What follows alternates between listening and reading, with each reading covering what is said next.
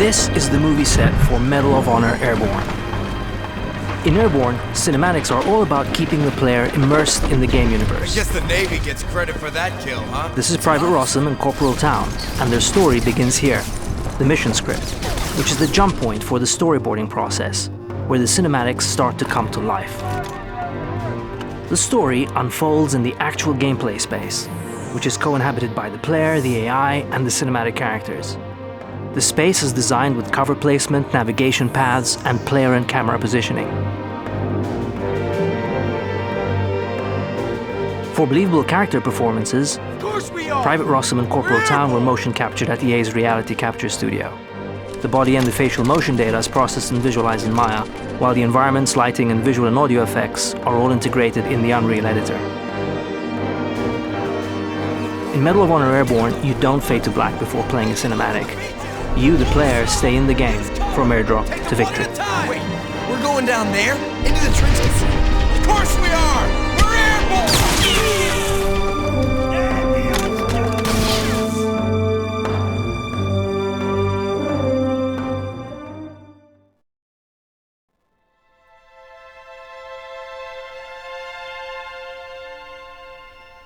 When I first heard about making a game about Airborne, I honestly thought there's no way this is ever going to work. And then we started to really look into the idea of what it meant to jump out of an airplane, and kind of through a lot of prototyping, a lot of working in the editor, various editors, we kind of came upon the solution that, hey, you know what? Starting anywhere in an FPS is something that has never been done before. So I think this is something that everybody who's been designing mode games and playing mode games for the last couple of years is, I think, in a natural progression, has gotten to the point where the game has gotten so refined and so almost like a theme park ride where everyone had the same experience. It no longer became a game. The most important thing for me is as a player, is reading the encounter from above. You know, it's very overwhelming when you get pushed out of the plane or when you jump out of the plane and you look down and you see this entire level beneath you and you say, where do I go? As we started prototyping different forms of drop zones, we started with little pocket encounters that were scattered around a map. You can't have a completely open space and expect the player to have fun. When you landed in a dead spot, you found yourself hiking a ways to get somewhere. So that evolved into a more hub and sector form of level design that it's very apparent to the player when he's in the parachute coming down. You can look around the map and you can see distinct zones and areas and battle lines, and from there you can make educated choices about how you want to land and how you want to engage. As a gamer, you know, we want the game to tell us where we're supposed to go, but we also want the freedom to go wherever we want. So we realized from early on that we had to read the map from above. We had to be able to see where the safe areas were. You can see the battles, you can see the explosions, you can see the tracers on the way down. So if you look from your parachute, you can see strong sectored engagements throughout the map, and you're like, okay, I'm not going to land in the middle of this because I'm just not in the mood to deal with that right now, and I'm going to land up on this high pedestal and pick off enemies from that point because I can see that high pedestal is there, I can see it's near a good fight, and I can take advantage of that. And that's what we do, so the map should read. The first time we actually started landing on rooftops and taking out guys from above and really using the verticality of the space, that's when I was like, okay, you know, we kind of hit upon something here. This is going to be something special, something fun to work on, and you know, as soon as we got to that point, it was like, okay, let's make this great. You know, I think we talked originally like, well, we'll put little wind zone volumes or whatever all over all the roofs, and we can't let the player land on everything. And we realized, you know what, it's open. The player's going to land on everything, and we just need to constrain him in the entire battle zone. But inside there, everything's game, right? On your way down, you know, as you get faster, as you're going down, it gets more and more difficult to find that, you know, pinpoint spot to hit. The important thing and the real task for the designer here is to provide a lot of meaningful places for the player to land all around the environment, and then hopefully there's enough authoring in the environment, enough interest in the environment that the player will come up with his own interesting landing positions and his own interesting sort of assaults on certain attacks. The drop allows the player to do a lot of things that in replay is just going to be a lot of fun.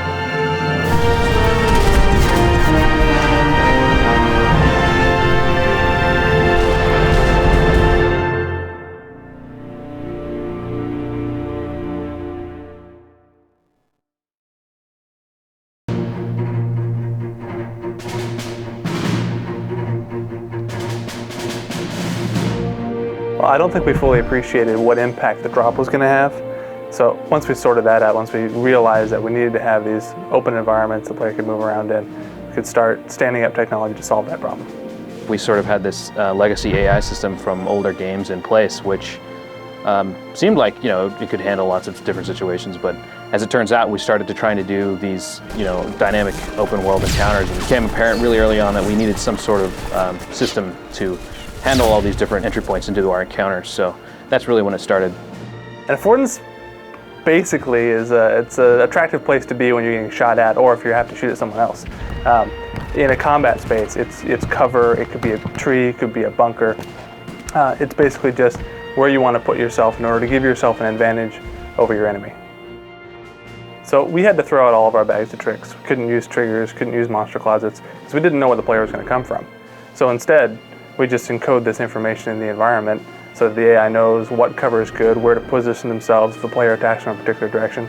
Then the designers just got used to throwing AI in and seeing what they could do. Not only now are they, knowing where to defend, they also know how to attack. They also know how to flank. They know how, all these things that are built into the volumes, built into the environment now that they have access to. On a moment-to-moment basis, they're always trying to find somewhere that they can be safe and somewhere that they can potentially pop out and shoot at their enemies. The enemy NPCs, the enemy soldiers, coordinate by leveraging the affordances in the environment to try to flank or put pressure on top of the player. By the same token, though, if the player starts to succeed, he can push the Axis back, cause the Axis to retreat, again through affordances, falling back to better territory. This does two really cool things. One, it makes the player feel like a complete badass because he's just mowing down NPCs and claiming territory for his allies. And by the same token, having the allies advance leads the player through what otherwise would be a fairly open and confusing environment. More of the time is sort of front-loaded in planning your encounter and planning the configuration of your affordance network so that the fight can play out the way that you want it, even if the player comes from all these different directions. So there's more planning and there's more initial setup involved, but after that, you kind of, you don't want to do the fine-tuning because you want it to play differently every time. We pulled off a lot of really cool environments for a first-person shooter in this game with this technology. We had narrow interiors and corridors, exteriors, vertical spaces. I don't think we've even scratched the surface of what this thing's capable of. I can't wait to see what we pull off in the future.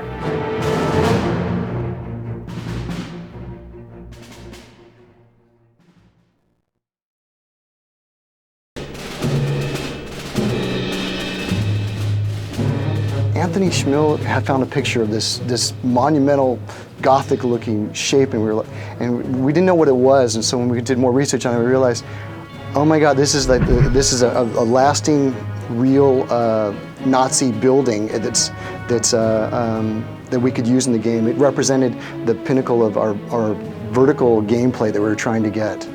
The one we have in the game's got these giant twin 128 cannons on the top, 4 of them.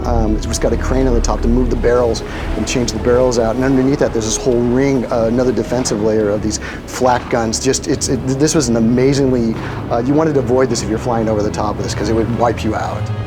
One of the key things on this building, you'll see on the inside, is this thing was really like this giant auto cannon where it's got these giant conveyors that move these bullets, these huge bullets, up and towards the top and to refeed these guns that are automatically firing.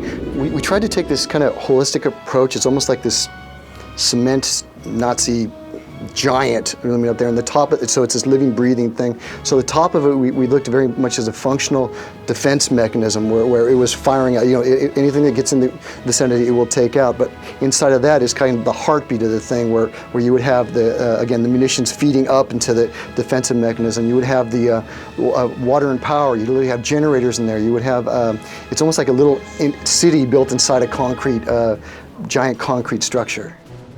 The top is basically houses the main weapons, the twin 128s, and the shells for those weapons, and that was the main defensive area. And you have 2 layers on the top of that. When you get down a little bit deeper, we were thinking of that being more of the brains of the thing, where you'll see a little more of an orchestration of how they basically got all the guns fed, the munitions that they had going there.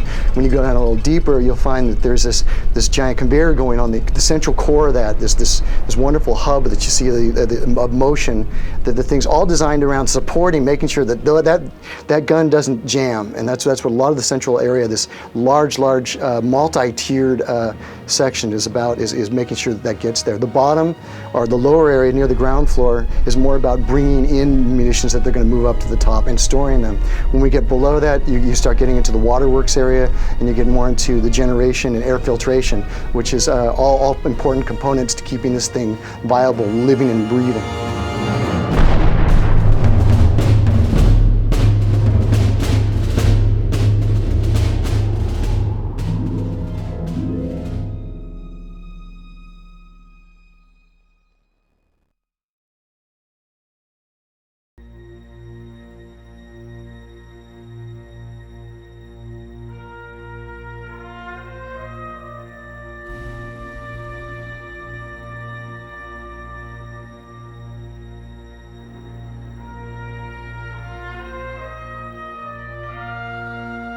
Good morning. This is C-47, actually flew in D-Day, and we are here in Hondo, Texas to capture the audio.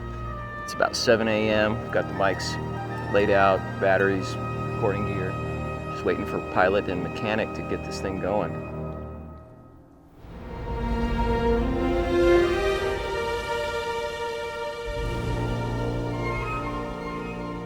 This is a Douglas C-47A that was built in Oklahoma City. It flew Normandy, it flew Operation Market Garden, it flew the resupply mission in the Battle of the Bulge, and it flew the largest airborne operation in the Second World War, the Operation Varsity Jump Across the Rhine River in March 1945. The purpose of today's operation is to collect audio reference on the C-47. This is probably the most combat experienced C-47 artifact from the Second World War. And it's going to be a featured star in Medal of Honor Airborne.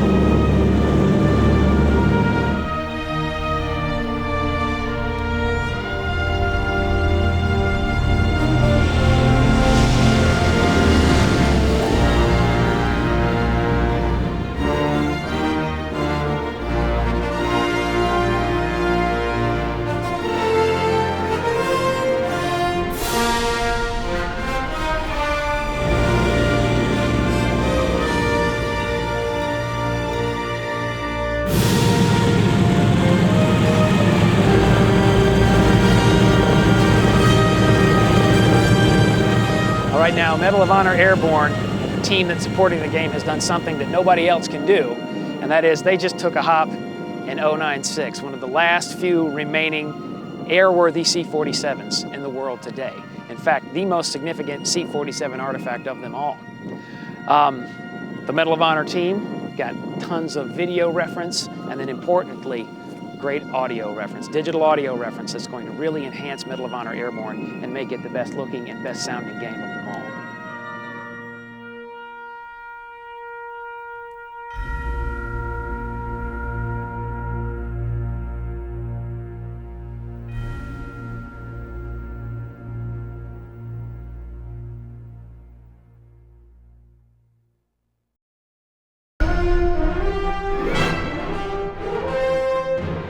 One of the most surprising things about conducting a weapons shoot is how much planning is involved to actually carry it off. That probably spent as many days deciding what the mic layouts were going to be, how much cable we were going to need, how to set it up, the recording equipment. Actually, as much time prepping for the event as we spent actually recording it. And it's an environment that's really difficult to kind of hear what it is you're capturing, because weapons have such a dynamic range that when you record it, you put on the headphones, yeah, I got something, but you don't really know you got the goods until you get back to the studio, and that's where having 30 different microphones spread out all around the weapon sight is really your kind of insurance policy to make sure that you nailed it. In previous games, generally a weapon would consist of just a gunshot that would then just get a little bit quieter based on the distance that you were from the shooter. For this game, it was really important that we create, if you can think of like onion layers, that you're peeling them away. And so when you hear an NPC firing in our game, if he's very far away, you're hearing the distant elements that we captured at the weapon shoot. As he's getting closer, we're starting to blend in the midfield elements. As he's getting really close, now you've got a third layer of the near field with gun mech in it, and so it's the same gunshot, and we're not trying to artificially create the distance. We actually captured it in that way. But to do that, we needed a huge collection of microphones spread out over a great distance so that we could then go back to the studio, resynchronize all the elements, blend them together so that you would get this real seamless sense of distance from near to far. So to capture the near field elements for our weapons, we had mics actually on the shooter, lavalier mics that he would wear.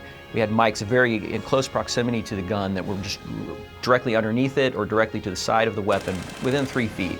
We had other mics, again pointed very near field, maybe right over the weapon shooter at about 10 feet over his shoulder. And then continue to expand on that about 40 feet downrange. We had a stereo pair of mics, 150 feet, another set of mics, 400 feet, as well as a whole collection of microphones way out off into the sides to kind of pick up ambient gunshots that we could then mix in with our backgrounds.